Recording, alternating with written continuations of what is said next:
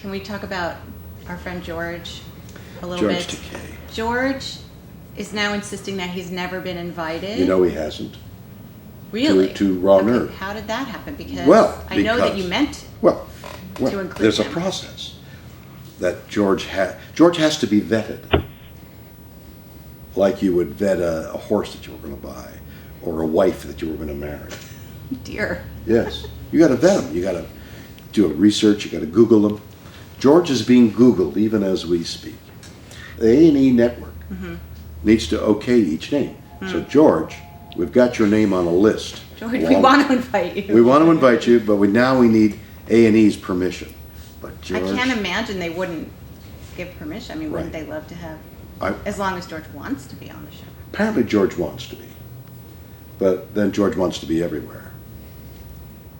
I think poor George is having a forgive me, George. We forgive you, George. It's called making a living. We needed people with celebrity value to begin to open the show up, to get people to watch. Now people are watching. I'm sure we can step outside and get people with less celebrity, like George.